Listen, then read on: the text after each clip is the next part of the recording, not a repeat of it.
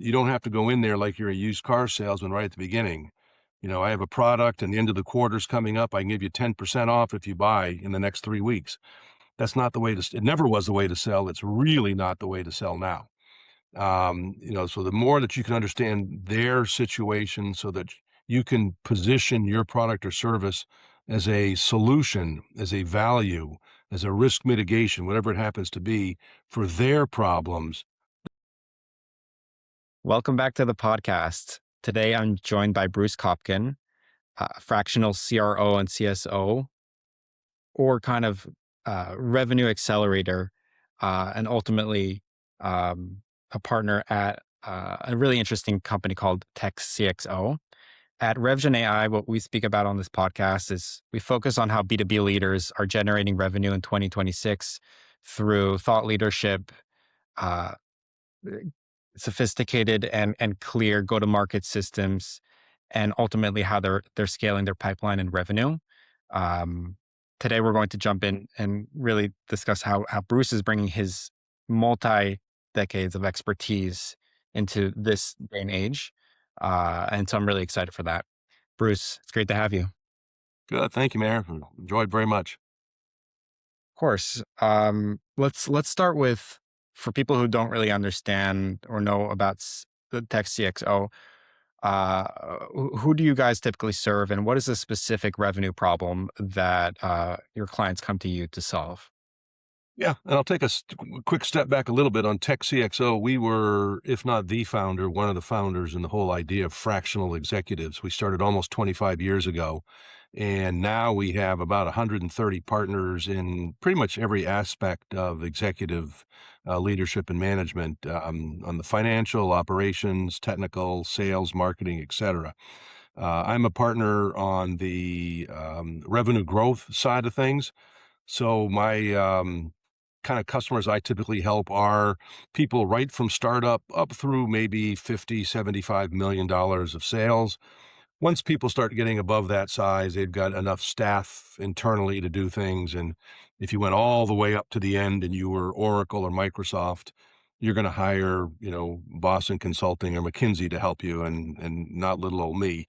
But we're trying to help people that are, trying to, accelerate their revenues, grow their revenues.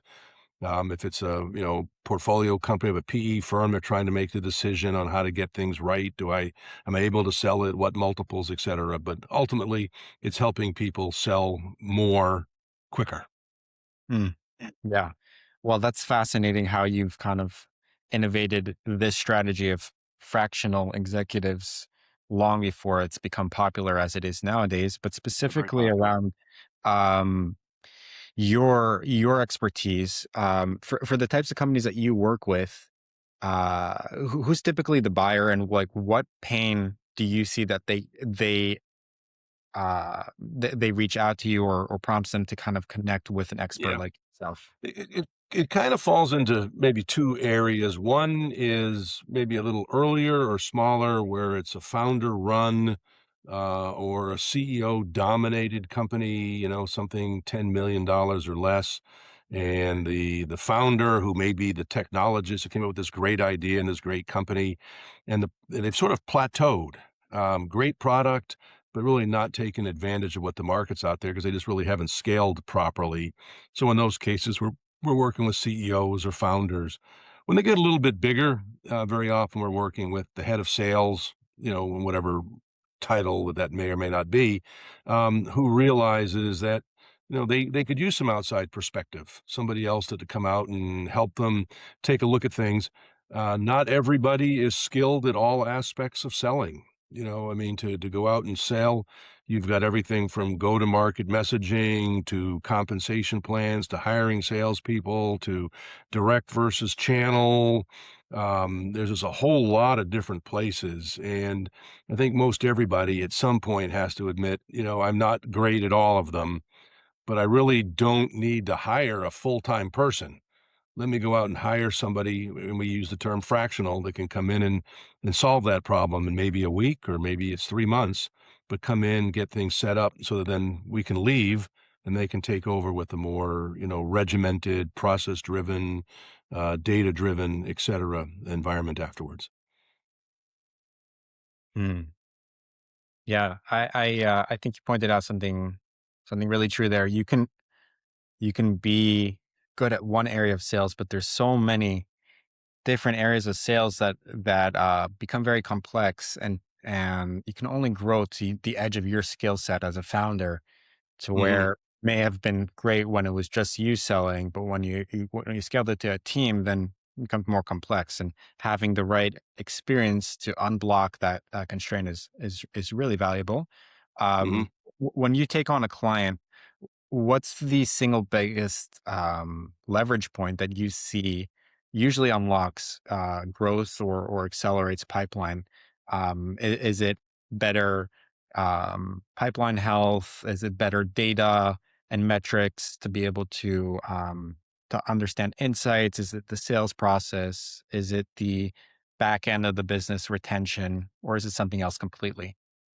Yeah, it's a little bit of all those things at different times, and everything is should be data driven as best you can. But the one that I see more than anything that makes the biggest lever difference is understanding who your ideal customer is. So many people, I mean, we're all proud of our products and we know what it can do and we think it can do everything. And instead, we ought to spend our time, who can we talk to that we have the best probability of winning that business? I like to say you can chase 10 jobs and win one, or you can chase five and win three, and it's really focusing down to the area. So you can go back and look through the data. Where have I won? Where have I lost? Where am I making money? Where am I getting customers to stay? Where's my churn? All these pieces point you to where you ought to be spending your time. If you find out you've got some problems there, then maybe that then points back to some product development pieces you have to do to go fix some things as it relates to some holes that you might have with your ideal customer profile. But really knowing that person is the most important. Then you can determine direct sale. Do I want to go through a channel? What are my price points? How do I package the products? There's a whole lot more that comes, but you got to know your ideal customer first. Yeah, I think that is really key, and it's a really sharp insight, because when you really know who you're targeting, what pain points they have, and why they need your service or your product, everything else lines up after that. The whole entire strategy shapes once you have that clarity. Because if you're just all over the place serving multiple people with multiple different offerings, you never really know it works, and you never can really communicate that to your buyer so that they know it's for them, so that the messaging actually cuts Exactly through. right. Yeah, everybody wants to know that your product was built for them. The old concept of, buying clothing, one size fits all. Well, what that really means, it doesn't fit anybody perfectly. So, the closer you can find out to what it is you're looking for, the better fit you're going to get and you're going to win more deals. Mm, I love it. Let's talk about AI. Hmm. No conversation these days is complete without it. Right, Uh, right. where is AI actually useful in your work, and and your clients' work, when it comes to improving go to market, versus where is it just completely noise and still making too many costly mistakes, or that you see that humans still need to be involved in the process? Yeah, and humans absolutely need to be involved. I mean, there's a new term out that a little bit different here, but if you've heard of HITL before, HITL, and it's human in the loop. And pretty much anything you're trying to do with AI these days, you still, for most processes, you still need a human in that loop. I think for AI in general, it's great for doing research. Before you go in, there's no longer should you say to clients, probably never should have, what keeps you up at night. I mean, you do your homework and understand all those things ahead of time, understand their business, where they're growing, where they're not growing, what their cost of goods sold. All that's public domain. You can look into all of that. I mean, back when I started, I had to buy stock in companies, that I was trying to break into so I could get their annual report. Now it's all online. So there's a lot that you can do that way that can really, really help. But I still believe, and I still think that one of the last jobs that's going to be replaced by robots and AI is sales, probably plumbers and sewage workers or other ones. But I think that's really a great last piece for us. But the piece I will say where AI is, tremendously helpful in the go-to-market piece is what used to be called SEO, back when people were trying to find out where they stacked on the Google search. And, now the new term is GEO, generative engine optimization. But it's gone even past that into AI mediated buying. There are people on the consumer side and on the business side also that'll go into their tool of choice, Perplexity, Claude, whatever it happens to be, and say, I am a company of 5,000 employees and I'm having this challenge. I need to look at this. What do you recommend? And it'll come out and do a lot of that for you. So a really good go-to-market strategy is taking a look at what your AI presence is and what people are searching for. That'll help you find your ideal customer profile. It'll help you, get your matching messaging to that. It'll tell you who your competitors are. You can even, find out some things about who might most likely be looking for your business, for what you're trying to sell. So there's a lot that you can do on that, that research side, your target market and your prospecting. On the sales side, the sales guys, you do your homework, with AI, but then still try to get eyeball to eyeball with your prospects. Definitely. I agree. I think that there's good jobs for AI, and then there's things that we still kind of need the human trust, at least until, humans no longer hold the Right, wallet. right. And When then, robots are buying from robots, it's a different story. But yeah, but until then, I think that humans want to buy from humans. Humans yes, trust other humans, uh, yes, because we're responsible a lot more than everybody experiences. AI is an amazing tool, life changing, but we absolutely. still need a human that to be responsible and to Yeah, take ownership of yeah, whatever and outcome they're promising. yeah, and more complex your solution is. I mean, if you're just, I mean, I don't know, you're just trying to buy cement. Well, it's probably price, quality, and delivery time, and that's about it. It's a commodity that can be identified by spec. I guess if I was a concrete seller, I'd probably disagree with that, but that sort of piece. But if you're selling ERPs and complex data solutions and things that are mission critical to your company's success, and maybe even existential issues, that trust factor, as you said, is still so key. hmm So let me ask you this, because for for a fractional executive, I imagine you need to have a lot of trust before an engagement ever starts, because you're taking such a critical role, and your insights need to be trusted. How do you expand your marketing beyond just your network that already knows you and has already heard about your success stories? And what do you see working as far as being able to grow beyond that, in this kind of industry? Yeah, no, I mean, the fun part of selling is going out and trying to win business. The tough part when you're fractional is you're always selling because every engagement you have has an endpoint to them. Some of them may be multiple years, but you have to always be working it. For me personally, everything that I teach my clients to use to try to sell their products, I try to do myself. It's multi-channel for me personally. Thought leadership webinars work very well. Documenting case studies, I've done these things in the past. Might this be applicable for you? Are very, very important. And then one of the things that's happened, I guess, over the last 10 or 15 years with the internet is people are trying to start down that buyer's journey themselves.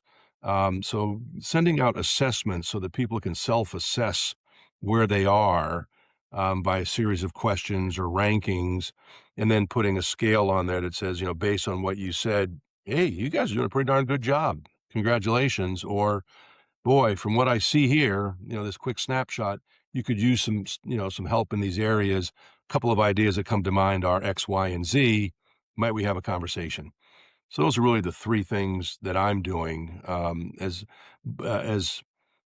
I guess wide a net, but then trying to be fine tuned as best I can. Kind of mixed metaphors there, but you can't go out and well, the only company I want to win this year is this one. It doesn't really work in the fractional space.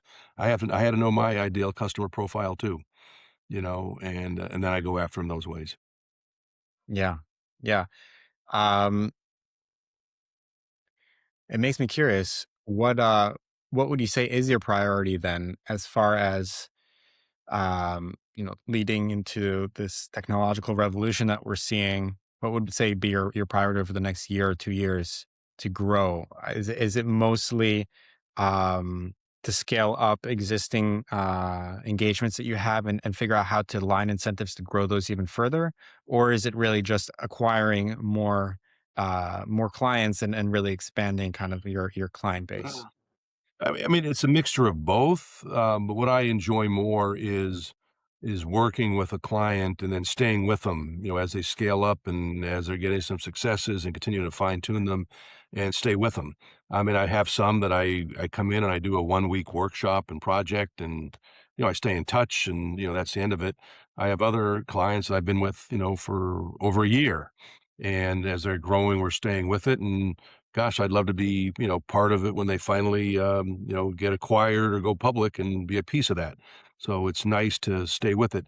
As I said at the beginning, not everybody is good at all different things. Neither am I, but I've got different pieces from my experience. So maybe the biggest challenge right now is, go to market definition. Well, next year, the next problem might be we've grown a bit. Now, how do I go ahead and modify the sales team and start bringing some partners in and dividing things up by geography or vertical or something else? So what I do with them changes, based on their growth, their success, what the competition's doing, what the economy's doing, et cetera. Definitely. And I like the clarity of just focusing on what's the problem at hand instead of trying to predict far out. Uh, just to end things off here, I like to ask a question that really kind of distills and clarifies. Like, if you were to sit in front of somebody at very ambitious in their entrepreneurial journey, or even like if you were to approach a version of yourself that is just starting out, but is starting out in this day and age, what is the most practical advice that you could give them to help them really understand sales and go to market, and really what matters most to scale and grow a company and in an environment where they do need to create trust with skeptical buyers? Yeah. You as a seller, as a person who's trying to sell, or as a company that's trying to sell their product or service to somebody else, is to really understand your customer, your prospect, as best, maybe even better than they do. And then, and again, that's another reason why you can't beat everybody. Pick your vertical or pick your size or pick your geography, but really get to know it. And then you can have a very, collaborative discussion with them. I've seen other companies similar to yours. Are you experiencing some of the problems that they had? And then you can get into a very nice, open, transparent discussion with them. Bring along some thought leadership. You have to understand, your industry, your products, et cetera, and have those discussions. And then the sale part sort of blends into it. You don't have to go in there like you're a used car salesman right at the beginning. I have a product and the end of the quarter's coming up. I can give you 10% off if you buy in the next 3 weeks. That's not the way it never was the way to sell. It's really not the way to sell now. So the more that you can understand their situation so that you can position your product or service as a solution, as a value, as a risk mitigation, whatever it happens to be for their problems, that's the way to sell. Yeah, I love the clarity. I think it's become clear that like that's the new way of selling, especially over the last few years as I've kind of also entered the industry, but really focusing on understanding your buyer. You repeated this same lesson. I think that, yeah, if you understand somebody's problems, fundamentally that helps them also trust you that you can solve their That's right. problems. And That's so, right. yeah, I really love the insight and the clarity of the advice. For anybody who wants to connect with you, Bruce, where's the best place for them to find you? Probably the best place. My email is bruce.kopkin@techcxo.com, or just look me up on LinkedIn. There's all the information there. Or let's go the old fashioned way. Give me a call, 770-330-9867. Let's get real world here. Amazing. Thank you so much, Bruce. Thank you very much. Yep. Bye bye.